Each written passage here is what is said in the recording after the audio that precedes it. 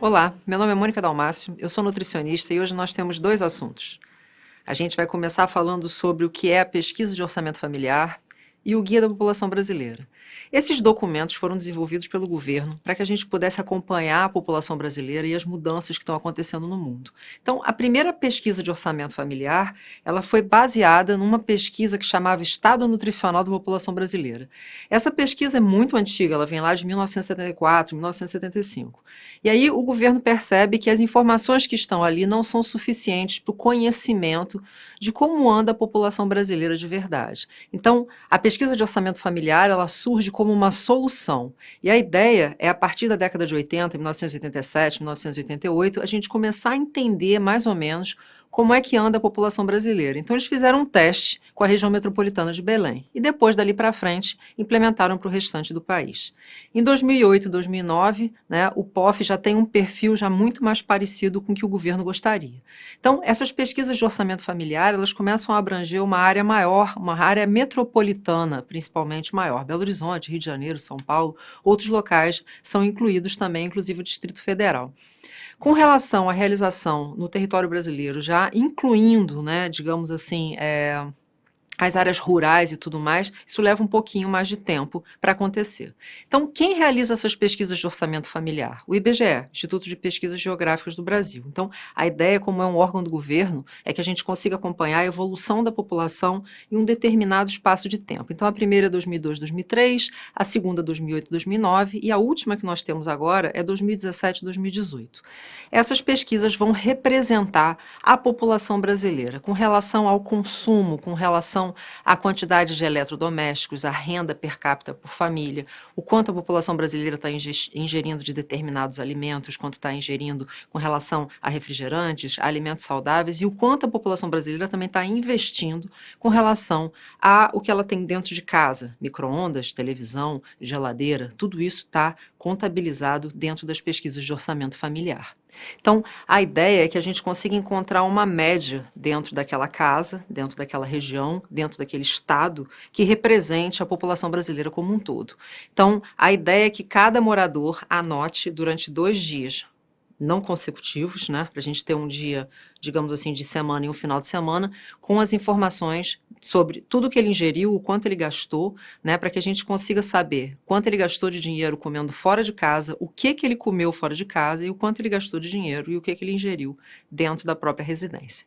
A questão principal com relação aos resultados que nós encontramos na pesquisa de orçamento familiar, essa última 2017-2018, que está sendo publicada aos poucos por conta da pandemia, a gente encontra um resultado muito significativo de sobrepeso e obesidade. A população brasileira, ela apresenta para os homens próximo de 83%, 82,8% entre sobrepeso e obesidade para homens adultos acima de 20 anos, e para as mulheres a gente chega a encontrar entre sobrepeso e obesidade para mulheres adultas, 93,5% da população brasileira feminina está em sobrepeso e obesidade.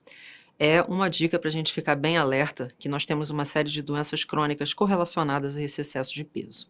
O nosso segundo assunto é o Guia da População Brasileira. Esse Guia da População Brasileira, nós tivemos um primeiro que foi publicado em 2006 e agora a gente teve uma revisão dele em 2014. Então, a ideia desse Guia da População Brasileira, como as pesquisas de orçamento apontam para uma população adoecida, uma população de obesos e em sobrepeso, uma população que se alimenta mais, o Guia da População Brasileira, que se alimenta mal, o Guia da População Brasileira vem para mostrar exatamente, então, como solucionar esse problema. Então, o governo cria 10 passos para que você considere os 10 passos da alimentação saudável. Então, a ideia é que você consiga combater a obesidade e todas as doenças correlacionadas a ela. Então, esse Guia da População Brasileira, ele é um documento que a gente encontra facilmente na internet, que combina a iniciativa do próprio paciente com relação à consciência da sua alimentação e o governo com relação à influência e à importância para o controle de peso, alimentação, saúde e prevenção de doenças para toda a população brasileira. Então, o primeiro foi publicado em 2006 e a gente sofre uma série de mudanças de 2006 para agora. A população brasileira muda completamente esse perfil. Então, a ideia é que a gente comece a perceber que nós estamos envelhecendo, as mulheres estão tendo menos filhos e a gente tem uma população cada vez mais com sobrepeso e obesidade. Então, esse guia vem justamente para mostrar para a gente que a gente precisa melhorar a qualidade dentro do Sistema Único de Saúde e dentro da casa da população brasileira, que justifique a escolha de alimentos melhores. Então, o capítulo 1 é justamente explicando o que é o guia. O capítulo 2, ele diferencia o que é um alimento in natura, né? O que é um alimento minimamente processado, ou seja, frutas, verduras, legumes, carne, leite, aquilo que o brasileiro deveria comer em maior quantidade. O capítulo 3, ele vem explicando o que seriam os aditivos que são colocados nesses alimentos, como sal, açúcar e gordura. Esses produtos, eles são classificados de uma forma separada, eles não vêm incluídos dentro desses alimentos in natura. E aí a gente vai encontrar um capítulo 4, as orientações com relação à maneira do brasileiro comer, né? O aproveitamento dos alimentos e o quanto ele investe em dinheiro com relação a essa qualidade. No capítulo 5, o governo avalia a adesão dessa população a essas mudanças na alimentação, ou seja, o quanto a gente tem de oferta, o quanto custam os alimentos, né? Por que a população brasileira está escolhendo uma quantidade tão grande de alimentos que não são in natura. E aí, a ideia é que a gente tenha os 10 passos para a alimentação saudável. Então, ele começa a apresentar para a população brasileira o que é um alimento industrializado. Então, a gente tem um alimento hiperprocessado, a gente tem um alimento que tem uma característica de muita adição de sal e gordura e açúcar, e esse alimento se afasta das suas características nutricionais ideais e com isso a gente tem um aumento de peso na população.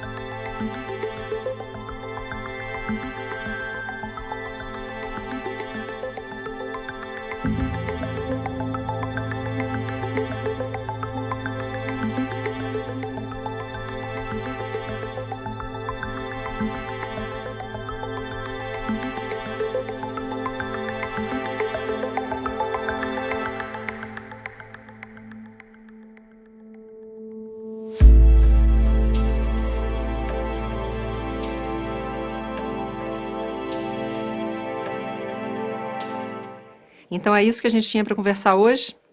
Até breve.